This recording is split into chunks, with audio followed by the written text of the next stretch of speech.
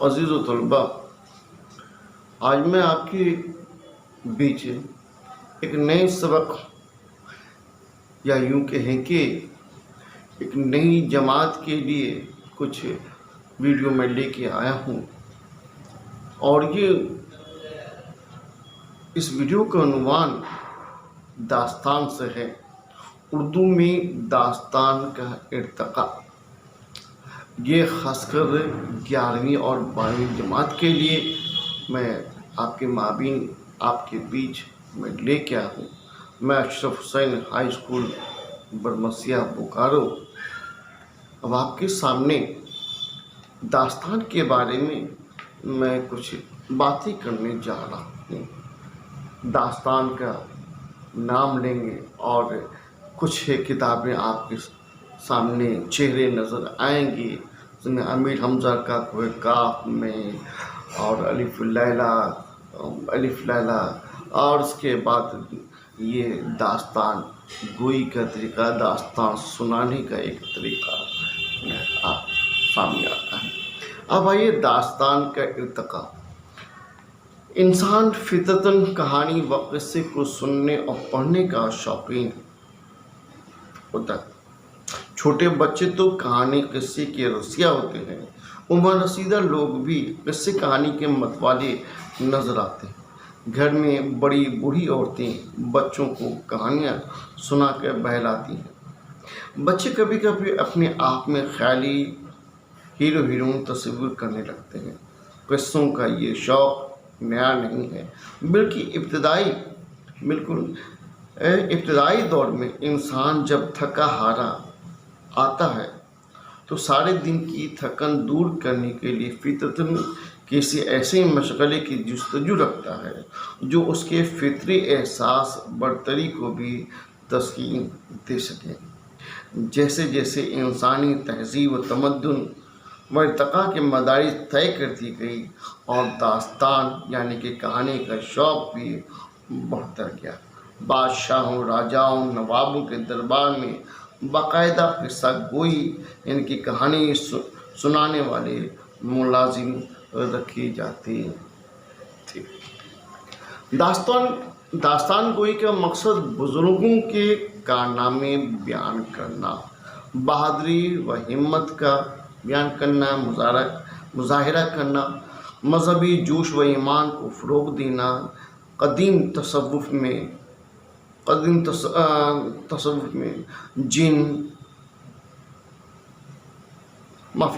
قدیم قصوں میں جن، بھوت، پری، جادوگری یعنی کہ ما فوق الفطر عناصر کے ساتھ ساتھ طویل کہانیاں، شاعری، نجومی و رومان کی عجیب و غریب دنیا کے رہنے والوں کی خوشی و غم میں ان کے شریک ہیں۔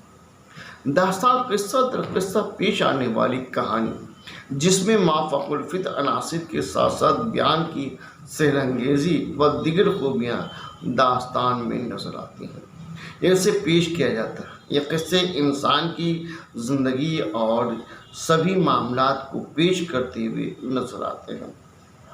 قصوں کی بنیاد پر زبان، بیان، آرائش، لباس و دیگر چیزوں کو اس جگہ میں جگہ دی گئی ہے۔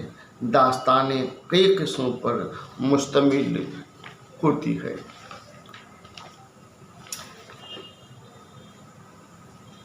داستان میں بادشاہ، شہزادہ، شہزادی، وزیرزادہ، وزیرزادی اور ان کی عشق کی داستان کے ساتھ ساتھ رنجش، بغض، نفرت، حسن و شاعری کی باتیں، دیو کی حیرت انگیز کارنامے و فرض قصے کو بڑھا چڑھا کر پیش کیا جاتا ہے، یعنی کہ اس میں لفاظی باتیں بہت زیادہ ہیں، ایسی باتیں کہ جو انسان کی ذہن سے بالکل پرے ہیں، آج کی زندگی سے بالکل الگ ہیں، ہٹ کے ہیں۔ یہ قصے انسان کی ذہن سے پر یعنی کہ سوچ سے بالکل الگ ہوتے ہیں، آج کی ذہن سے بالکل الگ تھے۔ ایک انسان کے اندر اتنی ساری خوبیاں کیوں کر اور کیسے ہو سکتی ہے؟ شہزادہ خوبصورت بھی ہے، جسم گٹھیلا بھی ہے، ایک اچھا تلوار باز بھی ہے، تیر انداز بھی ہے، گھڑ سوار بھی ہے، وہ ہاتھی، گھوڑا، اونٹ کے ساتھ ساتھ شیر کو بھی آسانی سے اپنی گرفت میں لے سکتا ہے۔ اس کے اندر علم کا بے بہا خزانہ بھی ہے۔ دوسری جانب شہزادی بھی حسن پی کر اس کو دیکھ کر لوگ دیوانہ ہو جائیں اور ہر علم و فن میں ماہر یہ سب کچھ کردار پائی جاتی ہیں۔ اب ضروری یہ ہے کہ یہ جو داستان کی خوبیاں ہیں، یہ داستان میں جو باتیں پائی جاتی ہیں، تو داستان کے لیے کچھ اعزائی ترکیبی ہیں جو حسب ذیل ہیں۔ تو داستان کے اعزائی ترکیبی پر اگر غور کیا جائے تو ذیل باتیں سامنے آتی ہیں۔ نمبر 1، قصہ۔ واقعات یا قصہ انسان افسانوی ادب کا بنیادی جز ہے۔ افسانوی ادب کی کہانی کے دنیا کا بنیادی جز ہے، اہم بات ہے۔ دوسرا ہے طوالت۔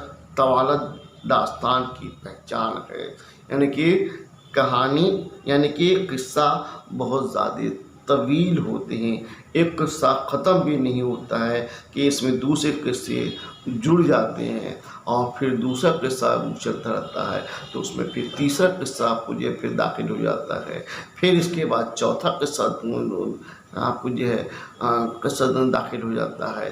اس طرح سے یہ داستان بہت طویل ہوتے ہیں اور اس کی خوبی ہے کہ یہ اس میں طوالت ہوتی ہے۔ نمبر 3 ہے پلاٹ۔ سنیں، پلاٹ داستان کی دوسری اہم اجزا ہے۔ پلاٹ 2 طرح کی ہوتی ہیں، سپاٹ و مرکب، مگر داستان میں مرکب پلاٹ ہی پایا جاتا ہے۔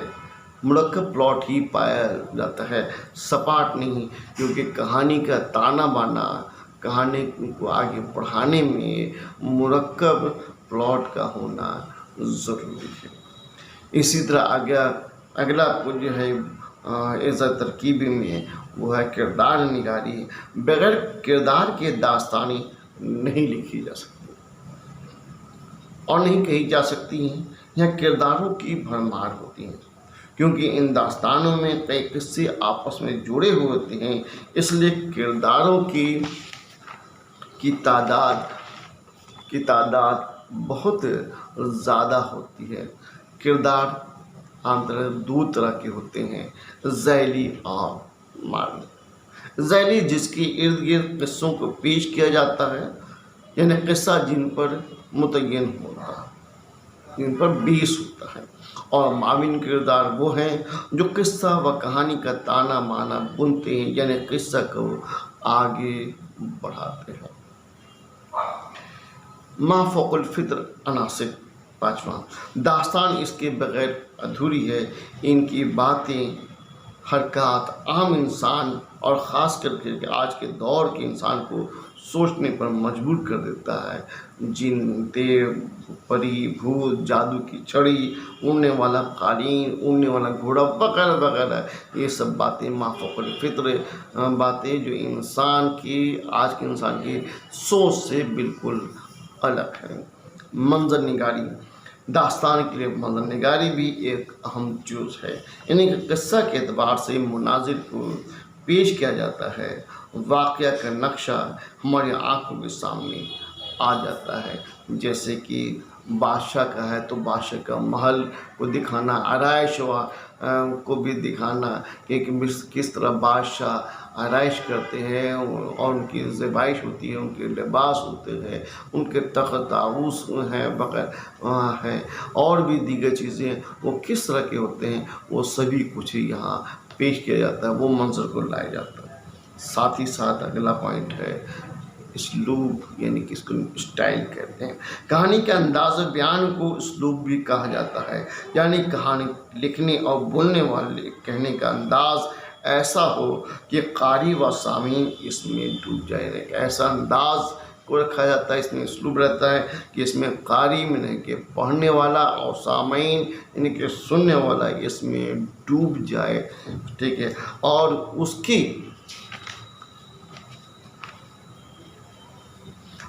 کی جانب کھینچا ہوا چلا آئے۔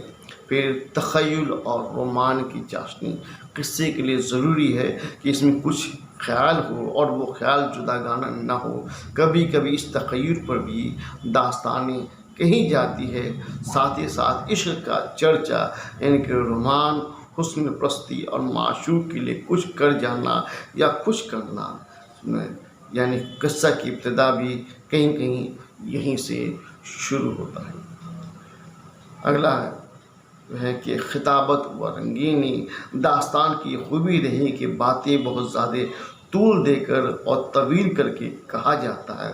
شہزادہ داستانوں میں اپنے آباء و اجداد کی بہت زیادہ تعریف بھی کرتا ہے، ساتھ ہی ساتھ عشق کی کہانی، یعنی کہ وہ کئی شہزادیوں سے عشق بھی کرتا ہوا نظر آتا ہے۔ اس کے ساتھ ساتھ تہذیب و معاشرت کی عکاسی۔ داستانوں میں قصہ کے ذریعہ الگ الگ ملک کی تہذیب و تمدن کو پیش کیا جاتا ہے۔ ہر ملک کی اپنی اپنی زبان، لباس، طریقہ کار، کھانا اور کھانے کا آداب بالکل جدا ہے۔ ساتھ ہی شادی، منگنی، ولادت اور دوسرے مواقع پر الگ الگ رسومات ادا کیے جاتے ہیں، جس سے قاری اور سامعین محظوظ ہوتے ہیں اور ان کے علم میں بھی اضافہ ہوتا ہے۔ اب ہم آگے چلتے ہیں، وہ یہ کہ ہندوستان میں جو داستان کی ابتدا یا اردو میں داستان کی ابتدا کب ہوئی اور کیسے ہوئی، تو اس عنوان پر ہم آگے بڑھتے ہیں اور کرتے ہیں کہ فورٹ ولیم کالج، جس کا قیام کلکتہ میں کیا گیا تھا، کی بنیاد ہندوستان کی مختلف زبانوں میں تحریر کردہ داستانوں کو اردو میں ترجمہ کرنا تھا، اور یہ عمل پیش آئی۔ بے شمار ادبا نے داستانیں ترجمہ کرنا شروع کی۔ ان میں میر امن دہلوی، حیدر بخش حیدری، خلیل خان اشک، بہار علی حسینی، مظہر علی خان ویلا، للو ڈالجی، کاظم علی جوان وغیرہ تھے۔ یہ کالج تقریباً 20 برس تک قائم رہا اور اس عرصے میں اردو کے 18 مصنفین اور مترجمین نے تقریباً 50 کتابیں اردو میں تصنیف و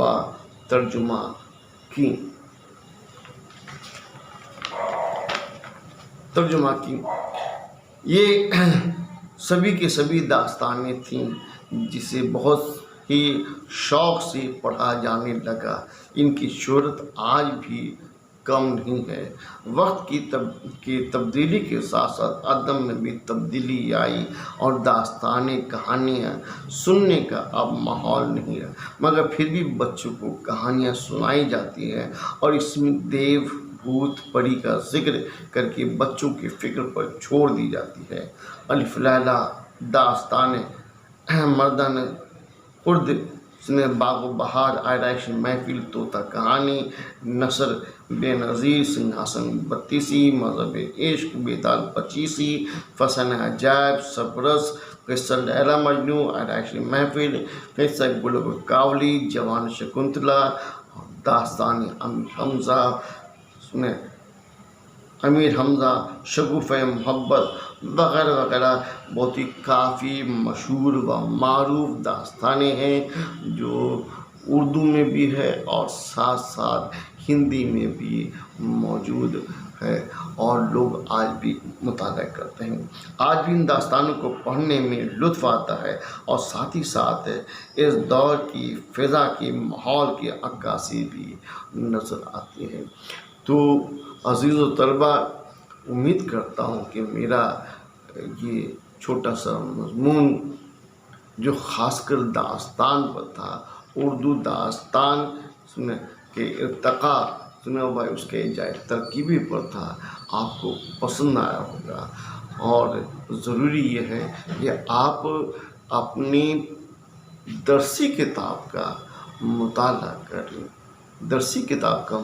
کریں، اور ساتھ ہی ساتھ دوسری کتابوں کا بھی مطالعہ کریں، اردو ادب کی تاریخ کا مطالعہ کریں، تو اس میں آپ کو جو ہے اس صنف کے بارے میں، اردو نثر کی جو یہ سب سے بہترین مقبول جو صنف ہے جسے ہم داستان کہتے ہیں، اس میں ذکر ملے گا، اور ساتھ ہی ساتھ بے شمار داستان گو کے بارے میں، ان کے حالات زندگی اور ان داستانوں کو بھی پڑھنے کا موقع ملے گا، جاننے کا موقع ملے گا کہ داستانیں ہم نے سنی ہیں، ہم نے دیکھی ہے، ہم نے سنی ہے، ہم نے دیکھی ہے، اس کی کتاب کو دیکھا ہے، باریک دیکھا ہے، مگر اس کے داستان کو کس نے لکھا، کس نے نقل کیا، یہ داستان کہاں سے لی گئی ہے، کیا یہ فارسی سے لی گئی ہے یا ترکی سے لی گئی ہے یا یہ سنسکرت ادب سے لی گئی ہے یا کسی اور ادب سے لی گئی ہے، اس کے بارے میں آپ کو اردو ادب کی تاریخ سے اس کے بارے میں زیادہ سے زیادہ معلومات ہوگا۔ ساتھ ہی ساتھ ضروری یہ ہے کہ آپ اپنے اساتذہ کرام سے اس بارے میں گفتگو کریں اور اس مقالہ پر جو ہے تفصیل سے جائزہ لیں اور ان سے معلومات حاصل کریں۔